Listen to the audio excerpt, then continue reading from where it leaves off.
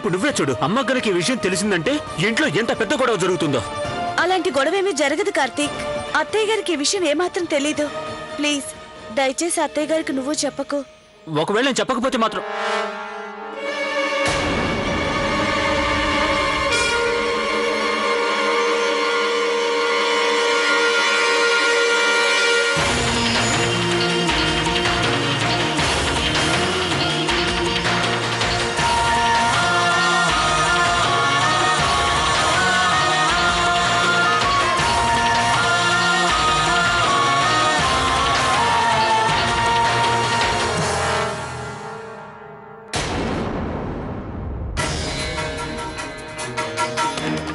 కొంపతీసి అత్తయ్య గారు నా మాటలు వినలేదు కదా?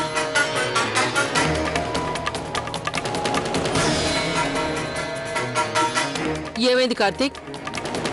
నువ్వెందుకు కంగారు పడుతున్నావు? ఏమైనా ఇబ్బందా? అబ్బే ఏం లేదమ్మా, ఏం లేదు. మీరు ఇలా నేను ఇక్కడికి ఎందుకు వచ్చానంటే భోజనం చేసే టైంకి కరెక్ట్ గా రమ్మని. నేను అంతకన్నా ముందే వస్తాను అత్తయ్య గారు.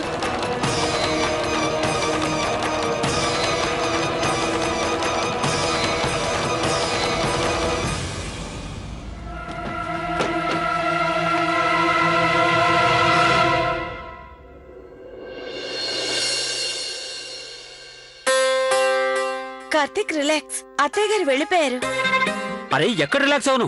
అసలు నువ్వు రిలాక్స్ అయితేనే నేను రిలాక్స్ అవడానికి. ఎప్పుడు చూడు అమ్మతో కయ్యాలు పెట్టుకుంటూ ఉంటావు. అరే మీ ఇద్దరి మధ్య నేను నలిగిపోతూ ఉడికిపోతూ ఉన్నాను. నిజమే, నీ పరంగా నువ్వు కరెక్ట్, అమ్మ తన పరంగా తను కరెక్ట్, మధ్యలో నేనే చచ్చిపోతున్నాను.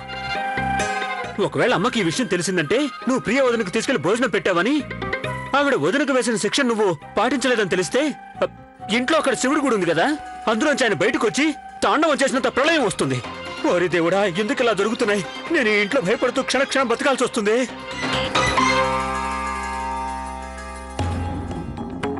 లవ్లీ, నువ్వు చేసింది చాలా కరెక్ట్. ప్రియాకయ్య ఎందుకు శిక్ష అనుభవించాలి? చెప్పాలంటే అసలు నేరం చేసింది నేను.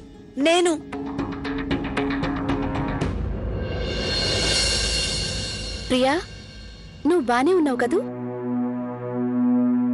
నేను బానే ఉన్నానక్క. ఈ పిల్లంది చూసారా, చాలా మొండిది. ఎంత కష్టమైనా తనలోనే దాచుకుంటుంది, కానీ మనకి మాత్రం అస్సలు తెలియనివ్వదు. అవునక్క, మనందరికీ తెలుసు కదా, ప్రియా ఒక్క క్షణమైనా ఆకలికి తట్టుకోలేదని. నేను ఆల్రెడీ భోజనం చేశానన్న విషయం వీళ్ళందరికీ ఎలా చెప్పను?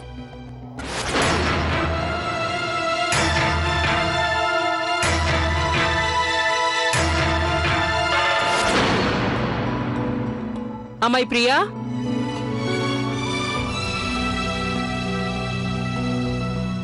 ప్రియా. అమ్మ మీకేదైనా కావాలా? నేను ప్రియా ఎక్కడుందని చూస్తున్నాను. అమ్మ నేను బాత్రూంలో ఉన్నప్పుడు మీనాక్షి వదిన మాట వినిపించింది. బహుశా ప్రియ వదిన గదికి వెళ్ళుంటుంది. అయితే సరే, నేను వెళ్ళి చూస్తాను.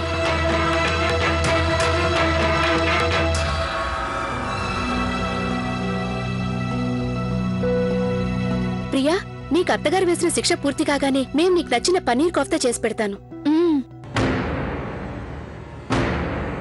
స్వీట్లు గిట్లు కూడా చేసి పెడతాం.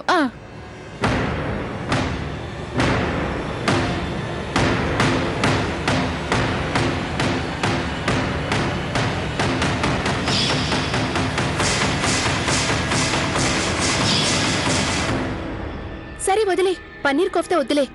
నువ్వేం చేయమంటే అది చేస్తాను. చెప్పు, నువ్వు ఇప్పుడు ఏం చేయమంటావు చెప్పు. అక్క, నేను లవ్లీ వాళ్ళ ఇంట్లో భోజనం చేసేసాను.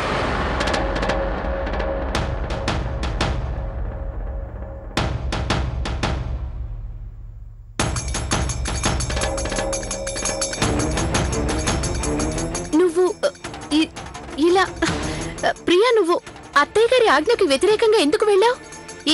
ఎందుకు ఇలా చేసావు ప్రియా? నువ్వు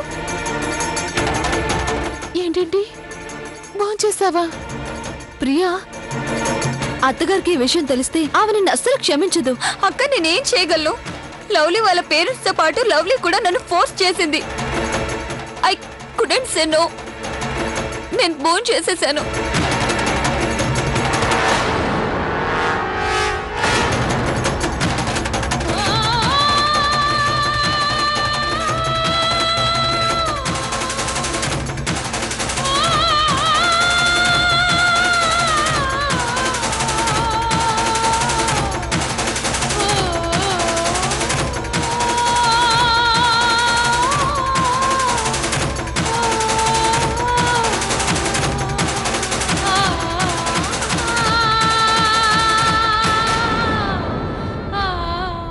ఇక మీరందరూ నా వెనకే కిందకి రండి.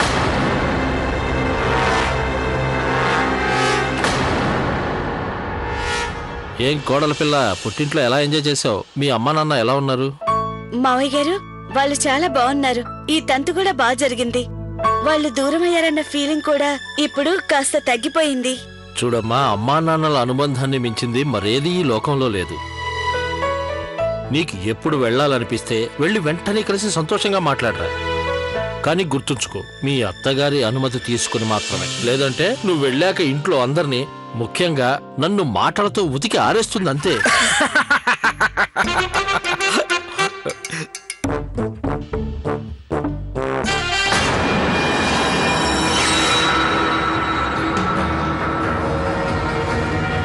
పాపం పిచ్చిది ప్రియ ఉదయం నుండి ఏమీ తినలేదు కదా. ఇదేమైనా బాగుందా? నాన్న, నేను ఈ సంగతే మీతో మాట్లాడాలనుకుంటున్నాను. బాబు, ఇక తను పస్తులుండాల్సిన పని లేదు. అదేలా నాన్నగారు? మీ అమ్మ ఇప్పుడే తన గదిలోకి వెళ్ళింది, తనని భోజనం చేయమని చెప్పడానికి. మీ అమ్మకి తెలుసు కదరా, ప్రియ ఆకలికి తట్టుకోలేదని. ఇది బాగుందండి, ఇప్పుడు న్యాయం జరిగింది.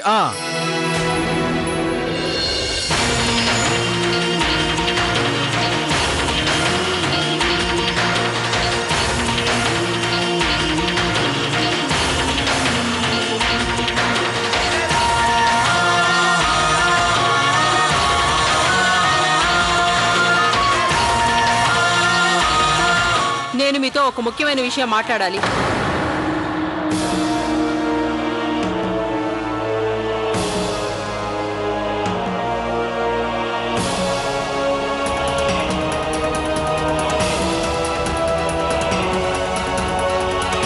ఏమైంది? కాసేపట్లో మీకే తెలుస్తుంది. అమ్మాయి ప్రియా, జరిగింది జరిగినట్టు వివరంగా చెప్పు.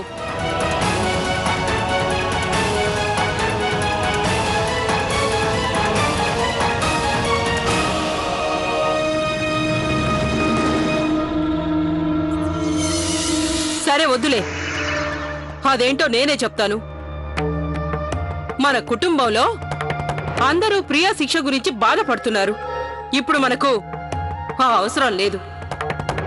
ఎందుకంటే ప్రియా ఏమీ తినకుండా లేదు. కార్తీక్ వాళ్ళ భార్య పుట్టింట్లో తను భోంచేసేసింది.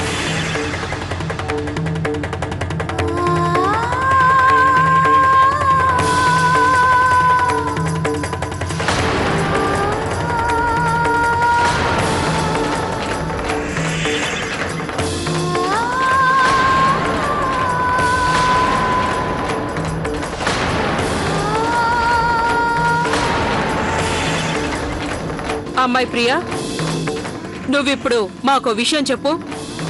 నేను చెప్పినటువంటి ఆజ్ఞను ధిక్కరించేటంతటి ధైర్యం ఎక్కడి నుంచి వచ్చింది అసలు?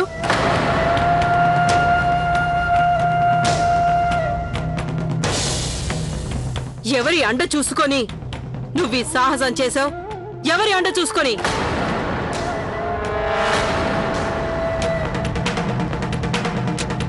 కౌసల్యాదేవి, కోపం తగ్గించుకోండి. ఈ ఇంట్లో ఉన్న నా నలుగురి కోడళ్లపై నాకెంతో గర్వంగా ఉండేది. కానీ అందులో ఒకటి దారి తప్పింది. ప్రియా తనపై పెట్టుకున్న నా నమ్మకాన్ని వమ్ము చేసింది.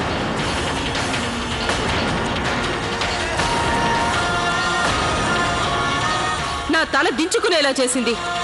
నువ్విలా చేస్తావని నేను ఊహించలేదు.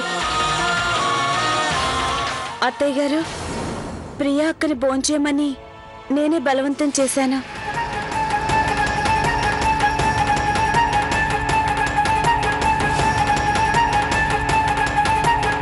ఆకలితో దాహంతో నీరసించిపోయిన అక్కను చూడలేకపోయాను. అది తప్పు చేసింది నేనైతే దానికి శిక్ష అనుభవిస్తోంది ప్రియా అక్కయ్య అని అనిపించింది. బాగుంది, చాలా బాగుంది. అసలు నేను ప్రియకు శిక్ష వేసి ఉండాల్సింది కాదు.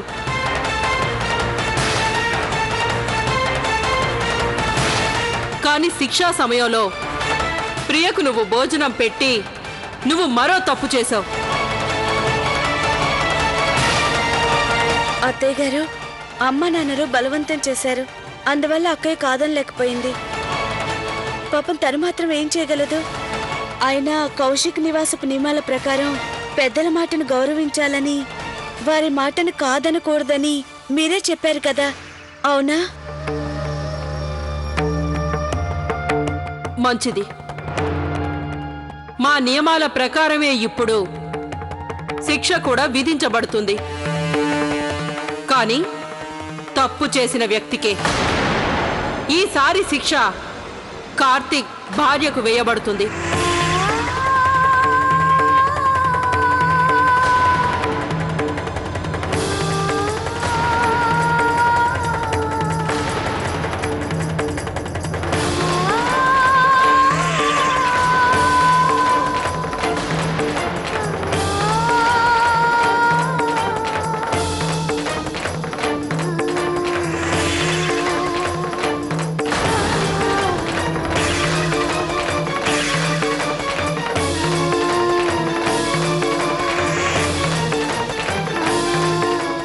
మేం ప్రియకు ఈ రోజంతా పస్తుండమని శిక్ష వేసింది తనకు తెలిసి కూడా మా మాటకు వ్యతిరేకంగా లవ్లీ ప్రియకు భోజనం పెట్టింది.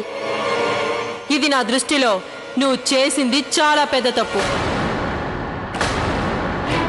దీనికి కఠిన శిక్ష కార్తీక్ భార్య అనుభవించి తీరాల్సిందే.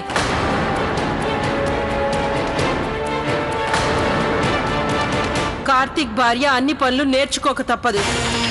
అందుకు నా నలుగురు కోడళ్ళు తనకు సాయం చేస్తారు. నాకు తెలుసు, తను చిన్నప్పటి నుంచి పుట్టింట్లో అన్ని వస్తువులు తను కదలకుండానే తనున్న చోటే ఇచ్చేవారు. కానీ ఇక్కడ తనకు ఏది కావాలన్నా కూడా కష్టపడి చెమట చిందించక తప్పదు.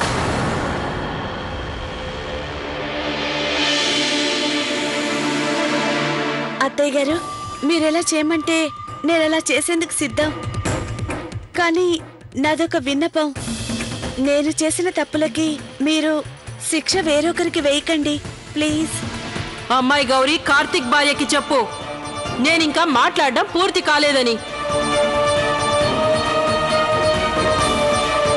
ఇంట్లో పెద్దవాళ్ళు మాట్లాడుతున్నప్పుడు చిన్నవాళ్ళు నోరు మూసుకొని వినడం మంచిది. అదీ కాక ఇప్పటి వరకు నేను కార్తీక్ భార్యకి తను చేసిన తప్పుకు శిక్ష విధించలేదు.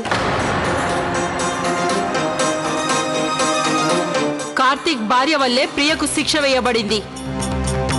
అందుకని ప్రియ చేయాల్సిన మిగతా పనులన్నీ కార్తీక్ భార్య చేయాల్సి ఉంటుంది.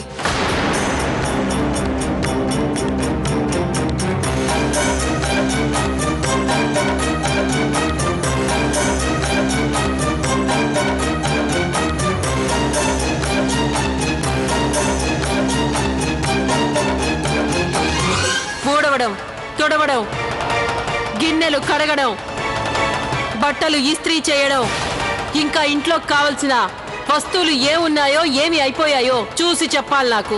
ఇక ఈ పనులన్నీ రాత్రి భోజనం చేసే సమయంలోపు పూర్తి చేయాల్సి ఉంటుంది.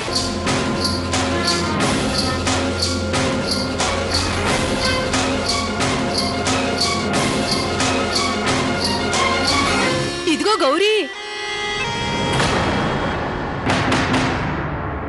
ఇప్పుడు ఎవడెందుకు వచ్చింది? మాట. ఇదిగో గౌరీ, నాకు కొంచెం పంచదార ఇవ్వవా? మా మల్లి గారు షాపు నుంచి వచ్చిన వెంటనే టీ పెట్టమని అడిగారు. ఏం చెప్పమంటారు?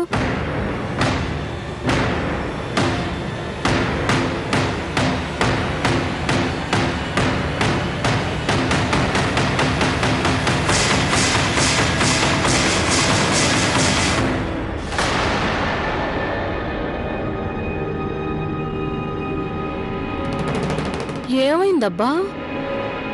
ఓ గౌరీ, అంతా బానే ఉంది కదా? ఆర్తి, అంతా బాగానే ఉంది. ఇటివ్వు, పంచదార తెచ్చిస్తాను. తీసుకో. ఇంకాసేపట్లో టీలు టిఫిన్లు మీ గదిలోకి పంపిస్తాను. అలాగే వదినా.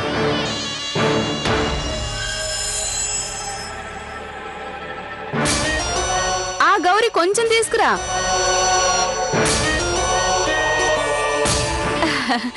లవ్లీ అంతా బానే ఉంది కదా? ఆర్తి ఇదిగో పంచదార. మాకింట్లో చాలా పనులున్నాయి ఆర్తి. ఆర్తి పంచదార తీసుకున్నావుగా, ఇక వెళ్ళు. పంచదార తీసుకున్నాను కాని సిమ్రాన్, ఏం చెప్పమంటావులే గౌరీ. నేననేదేంటంటే నాకు మీ ఇల్లంటే ఎంత అభిమానమో తెలుసా? మా ఆయన మీద ఒట్టు. నిజం చెప్పాలంటే ఇది నా సొంత ఇల్లే అనిపిస్తుంది. సరే ఇక వెళ్తాను, మళ్ళీ వస్తానులే.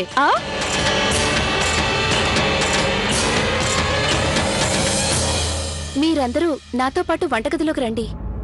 అలాగే అక్క, పద.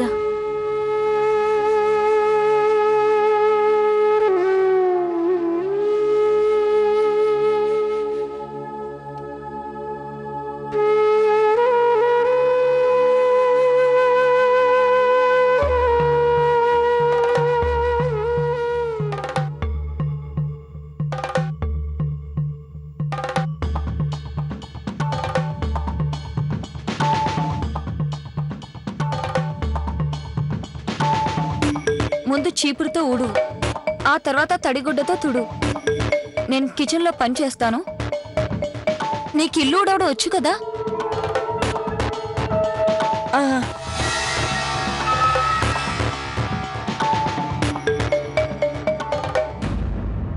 లవ్లీ, ఈ రోజు నీ పని ఫినిష్. డిన్నర్ టైంలోపు ఈ పనులన్నీ పూర్తి చేయాలి. పైగా ఈ రోజు అందరూ నీ పనిని గమనిస్తూ ఉంటారు. ఎలా చేయాలి ఇవన్నీ?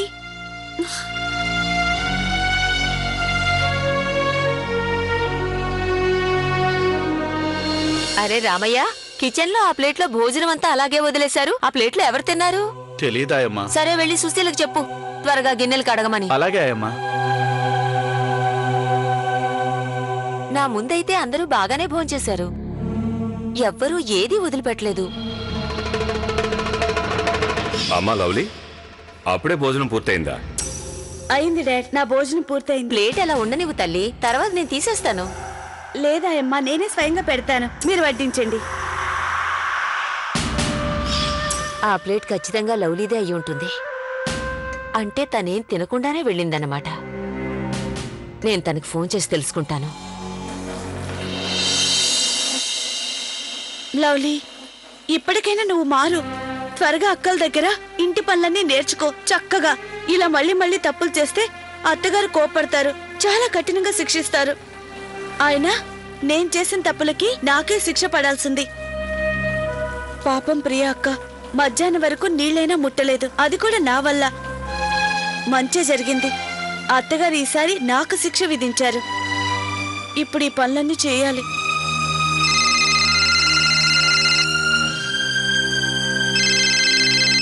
ఇంటి నుంచి ఫోనా?